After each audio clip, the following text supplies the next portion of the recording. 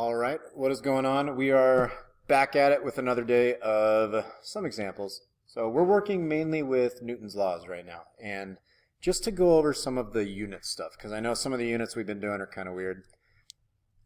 We've now learned Newton's second law. Right? Newton's second law can be written a bunch of different ways, but one of the main ways is that the net force is equal to an object's mass times its acceleration. And if we just look at what the units are for each of these, it becomes a lot clearer where the units come from when we're doing problems. So the net force, remember force is always in newtons. So newtons right there. So a newton is equal to a kilogram, because a kilogram is that unit of mass right there. And then our units of acceleration are meters per second per second. So those units just come from knowing our formula for Newton's second law. Mass times acceleration. Kilograms times meters per second per second. All right? So units for a Newton can be broken down in that way. This is why sometimes when we do problems and we have something like, if you're solving for acceleration and you have a force over a mass, well, the units will sometimes be newtons over kilograms. And the reason why a newton over a kilogram equals an acceleration is if we write that out and actually show that the newton is equal to a kilogram times meter per second, and then we have over kilograms right there. If you see what happens is these two pieces end up canceling each other out, right? So you end up with those guys canceling, and what we end up with as an answer is something that just has the units of meters per second over seconds, which is our units of acceleration. So that's why when we do these problems, all the units work out. All right, so little unit overview right there. But moving on, we're going to go to example 1. So let's go example 1. Force of 45 newtons that is going to the east and a force of 25 newtons that is going to the west both act on an object, and we want to find what is the acceleration. So right away, remember, we always draw our pictures. So we have a force that's going 45 newtons east, so to the right, 25 newtons in for newtons, going to the west. And that east and west just comes from, if you think about a compass, north on our piece of paper would be going up, east to the right, south going down, and west going left. So that's how we always get directional stuff. So if I have this right here, okay, remember, to solve for acceleration, I need to know what is the net force and what is the mass. Okay, so what is the net force? I got 45 going to the right, and I have 25 going to the left. So net force, do a little scratch work over here on the side. We got positive 45 minus 25. All right, so our net force ends up being 20 newtons to the right. Okay, so we got positive 20 newtons. And then the mass, it told us the mass of our cart was 5 kilograms, or block, or whatever it is. Cart, yeah. So our answer ends up being 20 over 5, which is 4. And see that? We talked about units here a second ago, but newtons per kilogram ends up turning into meters per second per second. All right? Cool. Moving on. Example 2. A 0.15 kilogram baseball is moving at 20 meters per second and is stopped by a catcher in 0.1 second. So just kind of looking at all the pieces of information that we have. So we know the mass is 0.15 kilograms. And we know it starts originally going 20 meters per second. All right, it stopped. So that's an important word. If it stops, you know the final velocity is 0. And we know that the time it took for that stop to happen, that change in velocity, is 0.01 seconds. And what it's saying is find the force. Okay, so if I'm being asked to find the force, what I know I need to do is I need to I need to use Newton's second law to relate mass, force, acceleration, all that kind of stuff. So force, I start with Newton's second law, the way we've been writing it. I need to solve for force because that's what it's asking us to do. So I'm going to move some stuff around for Newton's second law to get, force equals stuff. So I'm going to have the net force is equal to mass times acceleration. And now I'm just going to move this. I'm going to move this down here just to give ourselves a little more room. Now just plug in the stuff that we know. We know mass is 0.15 kilograms. We don't know acceleration yet. All right. But what we do know is we know the change in velocity and we know the time. So we can do a little scratch work on the side to actually solve for what the velocity or the acceleration is. All right. So if I want to actually use some of my motion stuff to do acceleration, I know, do a little scratch work down here. That is giant. Acceleration is when something changes its velocity and how much time it took. So it went, that's final minus initial over the time. So this thing finished at 0 and started at 20 meters per second. So it slowed down 20 meters per second and it took 0.01 seconds to do so. So when you work that out real quick, you get that the acceleration is negative 2,000 meters per second every second. That's giant, right? But now we take that acceleration right there that we have and we can plug it into the problem that we were doing. Okay? So now I'm back up here. I'm going to continue on in red just to kind of show where we're at. So we got 0.15 kilograms times negative 2,000 meters per second every second. Right? So that's our mass, that's our acceleration, and now we just multiply them together. Okay, so that ends up coming out to negative 300 newtons. Remember that negative sign? It doesn't mean anything weird. That negative sign just gives us direction. Right? So what that means is in doing this problem, let's get a little space over here, the ball was probably going to the right in the positive direction. So it had some positive velocity. And for the glove to stop it, the glove had to actually push on it in the opposite direction. So when the ball gets stopped, I'm terrible at drawing gloves, by the way, so this is going to look horrendous. That's a horrible hand, but the glove has to push on it in the opposite direction. And if to the right was positive, then to the left is negative. Okay? So it has to push force of negative 300 newtons. All right, example 3. Two forces, 1 and 2, are applied to the block. Okay, so a little bit different. Now we know the block's acceleration. We are being asked, what is the mass?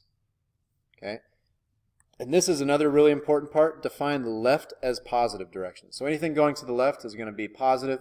Anything going to the right is going to be negative. Okay, so what do we know? We know it's giving us accelerations, masses, forces, and asking us to solve for stuff. That's a recipe for Newton's second law right there. So Newton's second law, acceleration is equal to net force over mass. All right, but it's asking us to solve for mass. So I'm going to take this Newton's second law and I'm going to solve for m. So I can multiply both sides by m. Okay, and so I would have ma equals net force, and then the last thing is solve for mass by dividing both sides by a. So we end up with the mass is going to be equal to what the net force is divided by acceleration. So we need to know net force and acceleration. Okay? Well, we know acceleration. They gave that to us. It's 2. So if I look at this, I got 12 newtons going to the left, 2 newtons going to the right. So that gives me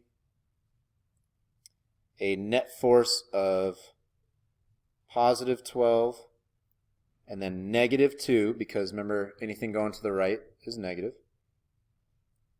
over 2 meters per second per second. Okay? So 10, positive 10 newtons over 2 meters per second gives me 5 kilograms. Okay? And in case that wasn't clear, again, just looking at what the net force is, you got 12 going left, you got 2 going right, that gives us a net force of 10 newtons going to the left. Okay, so that's that little part down there.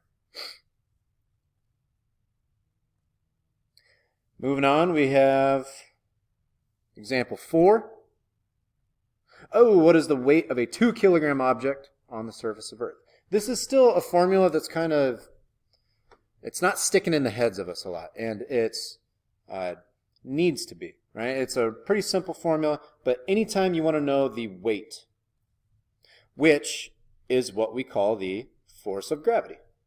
Okay? If I want to know what the force of gravity is on something, I'm going to take the mass, m, times the gravitational field strength, or the pull of whatever planet you're on. Okay? So this mass right here, this is always in kilograms. Okay? And this g right here, on Earth, g on Earth is about, we use 10 newtons per kilogram. So that means every kilogram of mass you have, the Earth's going to pull on you with 10 newtons of force. Okay? If you went to a different planet, that'd be a different number. It wouldn't be 10. But on Earth, it's 10. All right, so if I want to find what is the weight of a 2 kilogram object, if I know the mass, I can figure out what the weight is. So we know the mass is 2 kilograms. We know g on Earth is always 10 newtons per kilogram. So 2 times 10 gives us the nice, easy answer of 20 newtons. Okay? All right. Example 5. For example 5, what is your body weight in newtons? What is your mass in kilograms? We'll do this in class a little bit, but for example, I'm 200 and let's say I'm 200 pounds. Okay, well, it's a little lighter than I am right now, but let's make it an easy number. 200 pounds. So my body weight in newtons, I am 200 pounds. Okay, so this is more of a, we're not plugging stuff into a formula. We're going back and forth with some units. So it's a little bit of dimensional analysis. But if I'm 200 pounds, got the bells gone. If I'm 200 pounds and I know that every pound, it says right here, it gives me the conversion. Every pound is 4.45 newtons. So for every 1 pound, we have 4.45 newtons. And I put pounds in the bottom because I'm kind of planning ahead. And I know I want pounds to cancel. And I'm going to be left with just newtons. Not that one. Let's get that to go away. And once I have that, Okay, 200 times 4.45. No idea what that is on the top of my head. So 890. So my body weight, if I was measuring in newtons, is 890 newtons. Obviously, whatever your body weight is, you would have a different number right there. But, yeah. And what is my mass in kilograms? Well, okay, I know right here my weight in newtons is 890 newtons.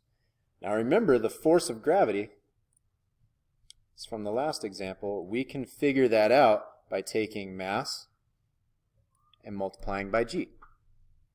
Okay?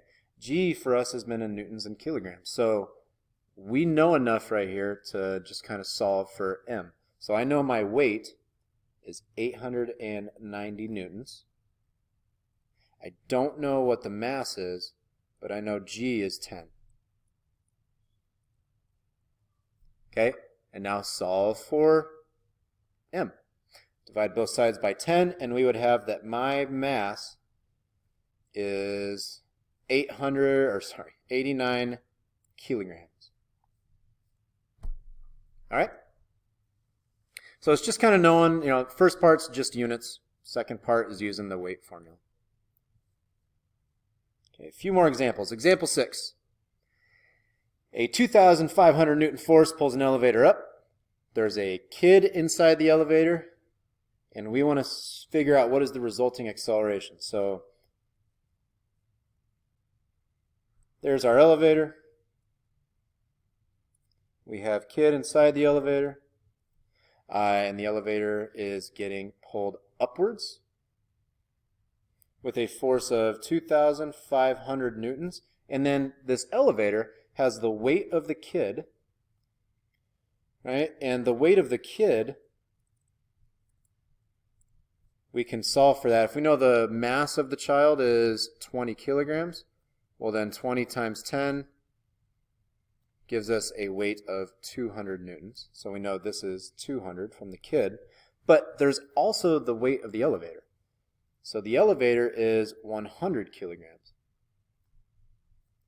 Well, the weight of the elevator uses the same exact formula, same exact process, it's just a different mass. 100 kilograms times 10,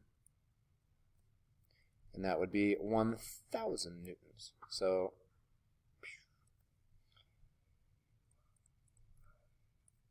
okay, so if you look at all the forces acting on our elevator now, we can find a net force acting on the elevator.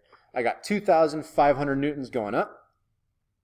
I have, looks like 1,200 total newtons going down. Okay, so my net force would be 2,500 going up, so it's positive. Then everything going down is negative, so minus 200 and minus 1,000. So the net force is equal to 1,300 newtons going up.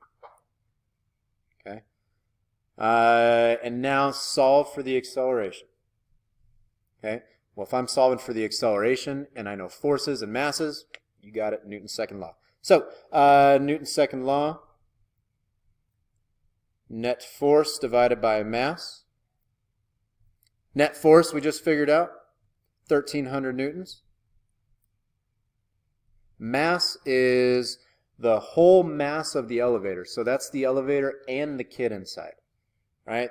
So that's the 20 kilogram child plus the 100 kilogram elevator. So 1,300 divided by 120 gives us about 10.83 for our acceleration. Okay? So there you go. Newton's second law. We just need to know net force, mass, and acceleration, and we can get everything we need. Okay. Example 7. A horizontal force of 750 newtons. So we got a push of that is needed to push a crate with that mass, constant speed. Huge important context clue right there. Constant speed tells me that the net force is 0. That's Newton's first law. The only way things stay in constant motion is if there's no net force causing it to change. Okay? So right away I know if they're pushing with 750, so let's draw a picture. All right, we got our box. We know that if they are pushing it to the right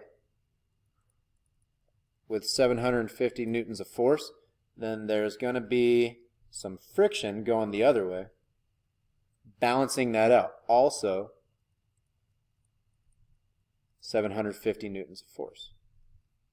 Okay. What is the coefficient of kinetic friction? Ooh, this is a new one. Okay.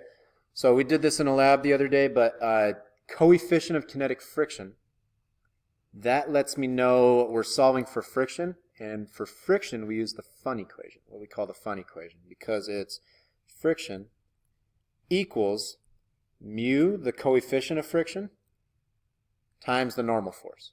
Okay? That right there is mu. Coefficient of friction.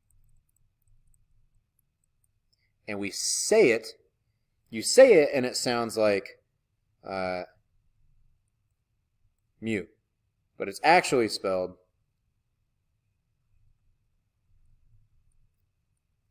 mu. It's a Greek letter. Okay, coefficient of friction just lets us know how sticky it's going to be between two surfaces. The bigger that number, the more friction there's going to be. Right? So bigger number, more sticky. So in order to solve for that, right, let me erase that real quick. In order to solve for that, we need to know, right, if I solve for mu right here, I would have mu equals friction force over normal force. So we know the friction force already. It's right there. It's 750, right? What we don't know is the normal force yet, so we need to keep going. We also know the mass of this crate is 250 kilograms. So that tells me that the force of gravity, the weight on this box, is 2,500 newtons. And because it's on flat ground, we know that the normal force is also 2,500 newtons. Okay? Well, now we know enough to actually plug in all of our stuff for the Fun equation. So the Fun equation down here. Okay, no. Dumb thing. Move. There. There. We know friction is 750 newtons. The normal force is 2,500 newtons. And that gives us a mu of 0.3. And then take a look at the units. Newtons on top, newtons on bottom. So those guys cancel. And it's just a number. That's why it's called a coefficient of friction. It's a ratio. It tells us how much friction there's going to be compared to how much normal force there is. So there will always be, for this crate, there will always be about 0.3 or roughly a third the amount of friction as there is of normal force. Okay? All right, last one coming up. A modified Atwood machine, just like the experiment we did. Modified Atwood machine is just a pulley going over a table. Okay? And so it's important to know that when we're doing things like this, the system, like the whole thing that's tied together, is what's moving. So when we talk about the system, we are talking about everything right there that's together. Block A and block B, they're all connected with the string. We say the string is massless for this, so we don't have to worry about its mass. So just the two blocks. Okay. All right, let's take a look at this. What is the mass of the system? Well, the system is both of those things combined. And we know that block A has mass capital M, Block B has a smaller mass of lowercase m. So then the total mass would be block A, which is capital M, plus block B, which is lowercase m. And that's it. Total mass right there. Okay. What is the net force acting on the system? Well, let me move this over here. Just a little easier to see because the only force, there's no friction right here, right?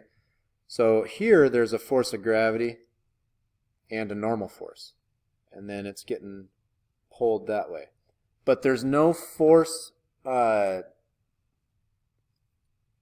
really like this force pulling it comes from how heavy block B is.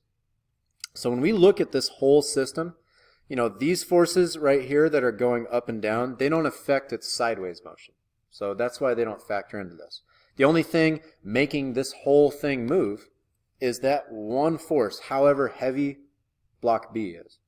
Okay, so that's the force of gravity on B, the weight of B. Well, if you remember, the weight we find with the equation mg. So the net force is equal to the mass of block B, which is lowercase m, times g. Okay, so that is the net force for the entire thing. That is the mass of B times the pull of gravity g. Okay. Part C says, still using only the variables we've got in this problem, solve for the acceleration. So that's a Newton's second law problem. Newton's second law is acceleration equals net force divided by the mass of the system.